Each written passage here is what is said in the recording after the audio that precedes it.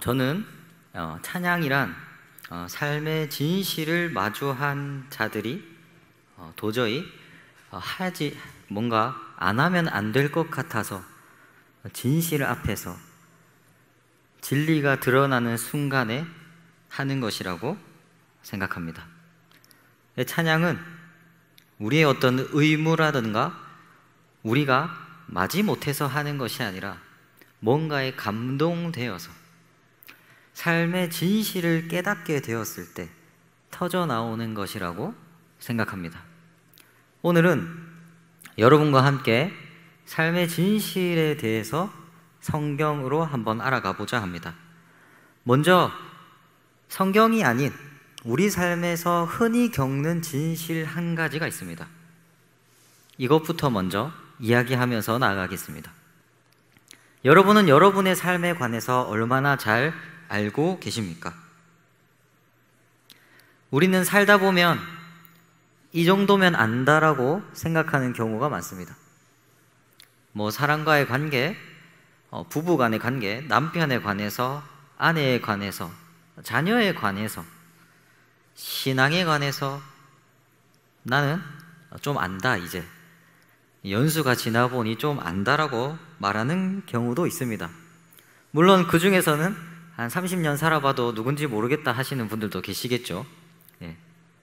그런 것을 말하는 것이 아니라 은연중에 우리의 무의식에 잠재되어 있는 나는 나를 안다, 나는 내 인생을 안다 라고 생각하는 우리의 마음 깊은 곳에 있는 생각이란 겁니다. 이것이 언제 드러나냐? 내 생각을, 내 삶의 스타일을 다른 사람한테 강요하기 시작할 때 드러납니다. 말로는 30년 살아도 저 사람 모르겠다 하겠지만 그 말은 내 말 좀 들으라라는 뜻과 똑같습니다. 우리가 우리 삶에 잘 안다라고 생각하는 것들이 사실 아니었구나라고 깨닫게 되는 순간은 우리의 삶을 흔드는 어려움이 찾아왔을 때입니다. 아픔과 고통이 파도처럼 우리를 밀려왔을 때 우리는 우리가 외면하고 있던 삶의 진실을 어쩔 수 없이 마주하게 됩니다. 나는 잘 모르는구나. 나는 건강을 잃어보시면 또 경험, 나는 내 몸에 관해서 자신했었는데, 언제나 건강할 줄 알았는데 나는 내 몸도 잘 모르는구나. 또 어려움과 가족의 불화가 생기면 나는 가족에 관해서 잘 몰랐구나. 고난과 아픔 속에서 우리는 한 가지 진실을 알게 됩니다. 나는 잘 모르는구나. 우리 삶이란 건 참으로 연약한 것이구나. 그리고 그 앞에서 신앙이 이렇게 흔들립니다. 내가 주님을 믿는다고 고백한 것들도 알고 보니 참으로 연약한 것들이었구나.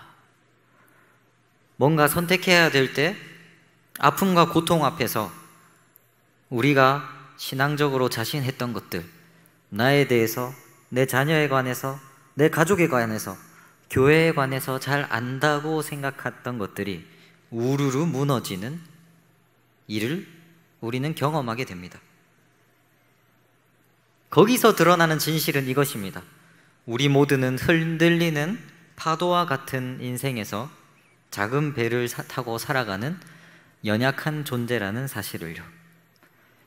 이것이 우리가 우리 삶에 아는 첫 번째 진실입니다.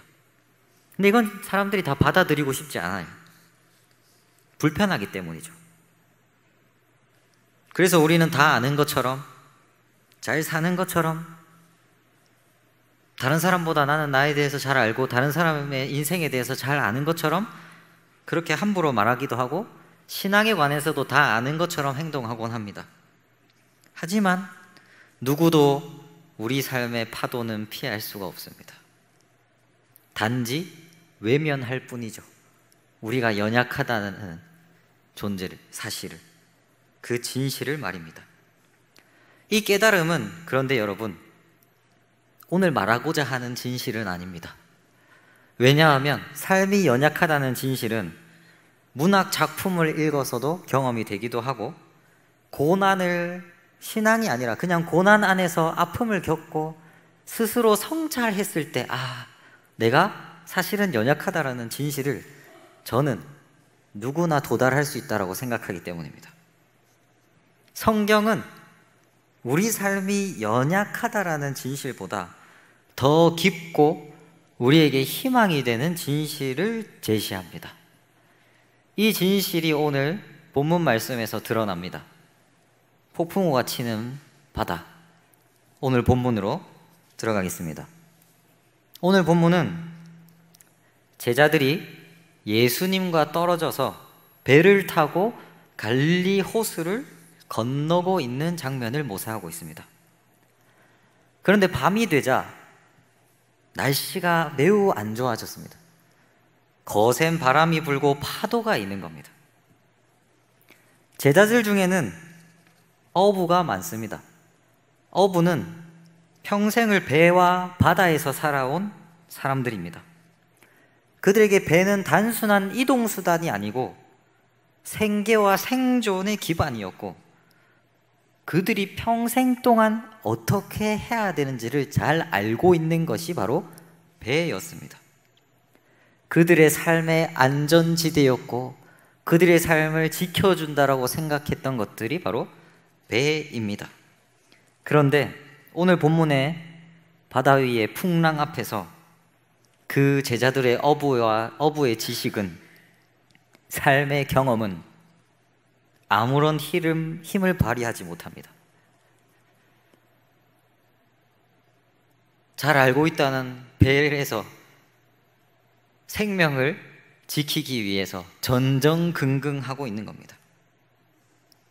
밤새도록 바람과 싸우고 물을 퍼내고 사투를 벌이고 있을 때 어부들이 이 배라도 지켜야지 하면서 막 살리고 있을 때 그때 주님이 찾아오셨습니다.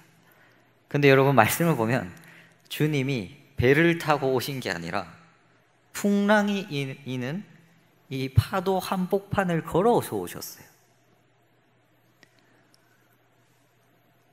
더 큰 배를 가지고 와서 제자들을 이 배가 더 안전하다, 여기로 옮겨 타라 하시지 않고 풍랑 위를 거기서 걸어오셨어요. 그러니 제자들이 놀라는 겁니다. 와, 무슨 귀신인가? 저게 뭔가. 근데 더 놀라운 점이 있습니다. 그때 베드로가 주님께 이렇게 말합니다. 주여, 만일 주님이시거든 나를 명하사 물 위로 오라 하소서. 베드로의 요청은 굉장히 낯설고 파격적입니다. 여러분, 풍랑이 치는 바다 위에서 가장 안전한 곳이 어디입니까? 배입니다. 배. 바다 위라고 하실 분은 아무도 없겠죠? 지금 파도가 막 차서 이런데 사람의 생명을 구할 수 있는 장소가 어디냐 하면 저는 말할 겁니다. 배. 절대 배를 떠나지 않고 배에서 내 물을 퍼내야 살아갈 수 있습니다. 베드로도 잘 알았을 겁니다. 어부니까요. 배가 얼마나 중요한지 바람 위에서. 근데 지금 베드로는 밤새도록 자기의 생명을 지켜주었던 배를 떠나서 바다 위로 가겠다고 하는 겁니다. 다른 제자들은 속으로 이렇게 생각했을지도 모르겠습니다. 베드로가 밤새도록 고생을 했더니 정신이 나갔구나. 갑자기 배를 떠나서 파도 위로 가겠다고? 여러분, 우리의 삶에도 배와 같은 것들이 있습니다. 오랫동안 여러분을 지켜주리라고 믿었던 것들, 쉽게 무너지지 않으리라고 생각한 것들이 있습니다. 그것은 가족이 될 수도 있고요, 직장도 될 수 있고, 돈도 될 수 있고, 건강도 될 수 있고, 명예도 될 수 있고, 사람들의 신뢰일 수도 있고, 어쩌면 여러분들이 이때까지 한 교회의 생활, 신앙생활의 연수를 여러분은 붙들고 계실지 모릅니다. 내가 20년 이상 신앙생활 했는데. 우리에겐 각자 의지하는 배가 있습니다. 그렇기에 삶의 폭풍이 몰아쳤을 때 우리 대부분은, 저도 이렇게 기도합니다. 주님, 제 배를 지켜주세요. 파도가 그치게 해주세요. 제 배를 더 튼튼하게 만들어주세요. 저에게 더 큰 배를 주세요. 이것이 우리의 모습인데 오늘 말씀의 베드로는 달랐습니다. 그는 더 큰 배를 달라고 기도하지도 않았고 내 배에 와서 제발 나 좀 도와달라고 하지도 않았습니다. 베드로는 배를 떠나서 예수님과 같이 바람과 파도가 치는 바다 위를 걷겠다, 나를 불러주소서라고 기도하고 있습니다. 왜일까요? 풍랑 한가운데서도 예수님이 평온히 서 계셨기 때문입니다. 그때 자기가 잘 알고 있다고 하는 항해술, 바다, 기상, 어부로서의 경험, 지식, 삶의 모든 경험들이 베드로에게는 나를 안전하게 지켜주는 것이 아니구나라는 것을 깨달은 것이었습니다. 베드로에게 생명을 살리는 것은 배가 아니라 주님이었습니다. 그래서 베드로는 요청하는 겁니다. 나를 바다 위를 걷게 하소서. 그 요청에 주님이 베드로를 향해서 이렇게 말하십니다. 오라. 오라. 배를 떠나서 바다 위 내 곁에 오라. 짧지만 너무 깊은 부르심입니다. 그리고 베드로는 너무나도 용감하게 자기의 삶을 이때까지 지탱해주던 배를 버리고 바다 위에 첫 발을 내딛습니다. 철퍽, 철벅. 그 순간 그는 깨달았을 겁니다. 내 평생을 지켜주는 것은 이제 배가 아니다. 주님이다. 내 배가 침몰할지라도 나를 바다 한복판에서 풍랑과 환란과 아픔과 고통에서 나를 지키는 것은 배가 아니라 주님이다. 여러분, 믿음이란 더 크고 튼튼한 배를 얻기 위해 노력하는 게 아닙니다. 신앙이란 우리의 삶에 뭔가 더 나아지는, 더 배가 튼튼해지고 강력해지기를 원하는 마음으로 나아오는 것이 아닙니다. 내게로 오라. 내가 평안임을 경험하라 라는 주님의 요청에 응답하여서 내가 알고 있다고 생각하는 것들을 모두 내려놓고 주님이 평온이시라는 삶의 진실 앞으로 한 발짝 더 내딛는 겁니다. 성경은 믿음을 통해서 더 화려한 배, 더 안전해 보이는 배를 얻게 된다고 말하지 않습니다. 오히려 우리가 안전하다고 믿는 것들, 내 삶에 무엇을 중심으로 세우고 있었는지를 드러내고 그것을 다 떠나서 내게로 오라 라고 말씀하시는 주님의 부르심에 응답하는 길이 바로 평안이요, 거기에 생명이 있다라고 말합니다. 그러나 여러분, 오늘 말씀의 위로가 되는 것은 우리가 연약하다는 겁니다. 베드로도 연약했습니다. 바람이 거세지고 파도가 더 크게 일자 베드로는 겁이 나서 물속에 빠져서 허우적거립니다. 주님이 이 풍랑 위에 평온 되시다는 것을 믿지 못하고 눈이 흔들리고 두려움에 떨어서 더 이상 그 위에 걷지 못하는 겁니다. 주님과. 그때 그가 이렇게 외칩니다. 주여 나를 구원하소서. 저는 이게 찬양이라고 생각합니다. 주여 나는 주님을 따를 수 없습니다. 내 이 삶의 연약함을 나는 감당할 수 없습니다. 주님 나를 구원하여 주소서. 그리스도인의 삶이란 이런 것입니다. 주님의 오라라는 응답에 발을 내딛었지만 여전히 두렵고 흔들리는 존재. 그래서 끊임없이 주여 나를 구원하소서, 나는 참으로 연약한 자입니다 라고 매일 고백하는, 매일 찬양하는, 매일 기도하는 사람. 주님께서는 우리의 그 기도와 찬양을 절대 외면하지 않으십니다. 오늘 말씀에 이렇게 말합니다. 주님께서 즉시 손을 내밀어 붙잡아 주시고 빠져가는 베드로를 바다 위로 건지셔서 베드로와 함께 배에 다시 오르십니다. 그때 바람은 그칩니다. 우리의 삶의 배가 연약하다는 것을 알고 그 배가 아니라 주님께 딱 했을 때 우리의 이 작은 삶의 배에 주님이 찾아오시는 겁니다. 그때는 풍랑 위의 파도를 걷는 위대한 모험을 할 필요가 없습니다. 왜? 우리 삶에 주님이 동행하신다는 것을 알기 때문입니다. 그러니까 풍랑이 잠잠해지는 겁니다. 내 삶의 고난과 역경들이 평온 가운데로 보이는 겁니다. 왜? 내가 거기에 침몰하지 않는다는 걸 알기 때문에. 주님의 놀라운 사랑과 인도하심이 내 삶의 기반이 되신다는 것을 경험했기 때문에 날씨가 잠잠해지는 겁니다. 성경은 우리에게 한 가지 분명한 진실을 알려줍니다. 삶의 연약함은 우리가 주님께 나아가고 그분께 나아가면서 때로는 두렵고 떨리며 그래서 기도하게 될 때에만 비로소 해결된다는 겁니다. 주님을 의지하고 따를 때 우리는 삶을 옥죄던 수많은 문제와 불안으로부터 자유로워집니다.